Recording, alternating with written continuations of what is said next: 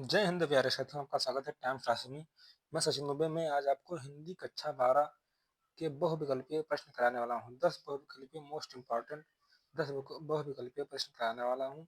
इससे रिलेटेड एक ना एक क्वेश्चन आपकी बोर्ड परीक्षा में अवश्य ही छपेगा। तो चलते हैं क्वेश्चन नंबर 1 की तरफ। माधव विलास के रचनाकार कौन है? तो बताइए माधव विलास के रचनाकार कौन है? तो बताइए माधव विलास के रचनाकार कौन है? लल्लू लाल हैं, या विद्यापति हैं, या प्रताप सिंह हैं, या गोकुलनाथ जी हैं? तो हमारा ऑप्शन ए ही सही होगा कि लल्लू लाल जी ही माधव विलास के रचनाकार हैं।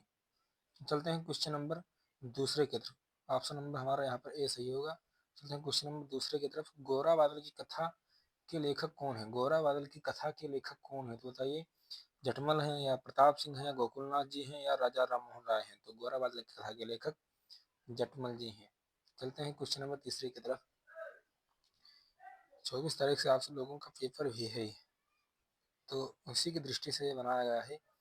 आप लोग अवश्य ही बहुत मेहनत करके अच्छे अच्छे अंक प्राप्त करिए। और चलते हैं क्वेश्चन नंबर तीसरे की तरफ। शुक्ल युग की समय सीमा क्या है? बताइए शुक्ल युग की समय सीमा क्या है? तो हमारा ऑप्शन सी सही होगा कि 19 से लेकर 1922 से 1938 के मध्य शुक्ल युग की समय सीमा है। और ये 1922 से 19 से लेकर सॉरी 1922 से 1938 के मध्य शुक्ल युग की समय सीमा है। और ये 1868 से 1900 के मध्य ये हमारा भारतीय युग था। और 19 से लेकर 1922 के मध्य ये हमारा द्विवेद युग था। और चलते हैं क्वेश्चन नंबर चौथे की तरफ। क्वेश्चन नंबर चौथा हमारा क्या है? क्वेश्चन नंबर चौथा, हंस पत्रिका के संपादक हैं। हंस पत्रिका के संपादक कौन है? तो हंस पत्रिका के संपादक राज प्रेमचंद्र जी हैं। हंस पत्रिका के संपादक प्रेमचंद्र जी हैं। हंस पत्रिका के संपादक प्रेमचंद्र जी हैं। तो चलते हैं क्वेश्चन नंबर पांचवे की तरफ। देश पत्रिका के संपादक हैं। बहुत मोस्ट इम्पॉर्टेंट प्रश्न लिया गया है यहाँ पर। तो बताइए देश पत्रिका के संपादक हैं। तो ऑप्शन नंबर हमारा ए ही सही होगा कि देश पत्रिका के संपादक डॉक्टर राजेंद्र प्रसाद जी हैं। और चलते हैं क्वेश्चन नंबर छठवें की तरफ। क्वेश्चन नंबर छठवा क्या है? ममता के लेखक हैं। ममता के लेखक कौन है?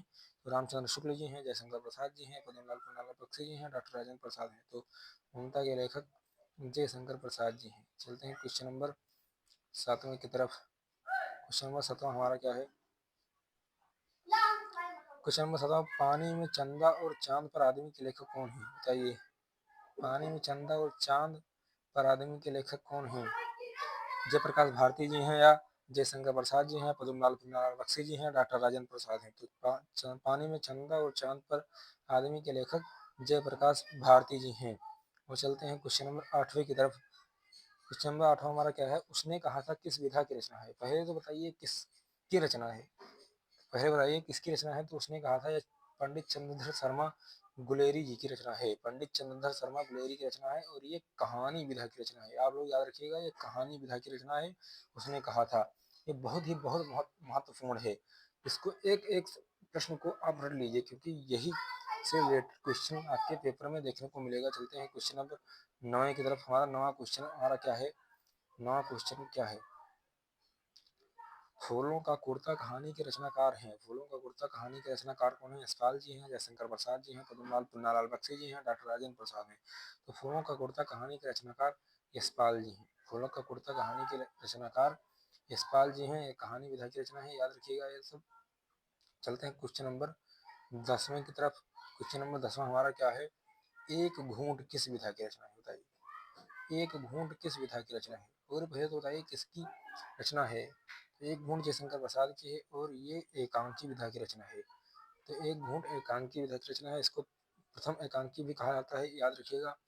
और मैं आपको 4 क्वेश्चन बताने वाला हूँ जो बहुत ही महत्वपूर्ण है। और इसके बावजूद सत्ता का प्रकाशन, ये बहुत महत्वपूर्ण क्वेश्चन है। मैं आपको ओरली बताने वाला हूँ। आप इन लोग लिख लीजिएगा बोर्ड परीक्षा पर कि सत्तक का प्रकाशन किसने किया था? सत्तक का प्रकाशन किसने किया था? चलते हैं कुछ एक जो ले लेते हैं।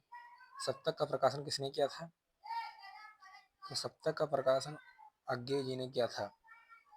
सप्तक का प्रकाशन अज्ञे जी ने किया था। और सप्तक का प्रकाशन अज्ञे जी ने किया था। इसको याद कर लीजिएगा, बहुत महत्वपूर्ण है। सप्तक का प्रकाशन अज्ञे जी ने किया था। और पहला सप्तक का प्रकाशन वर्ष क्या है? 1943। पहले सप्ताह का प्रकाशन 1943 है, दूसरे सप्ताह का प्रकाशन क्या है?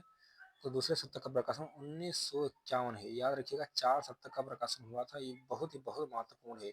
4 सप्ताह कोई जानता ही नहीं है कि 4 सप्ताह हुआ था कि 3 सप्ताह हुआ था, ये बहुत ही गहराइयों से खोज के निकाला गया है।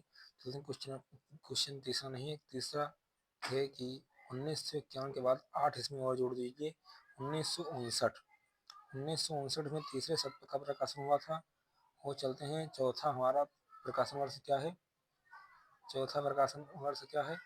तो 1979, 20 वर्ष बाद इसका प्रकाशन हुआ था। ये 4 आप याद रख लीजिएगा, इसमें से एक ना एक क्वेश्चन अवश्य ही बन जाएगा आपके पेपर में। तो आज यहाँ पर आप अपनी क्लास को विराम देते हैं। मेरे चैनल को सब्सक्राइब और लाइक कर लीजिएगा प्लीज़। और ये सारे क्वेश्चन बहुत ही बहुत महत्वपूर्ण हैं। जय हिंद।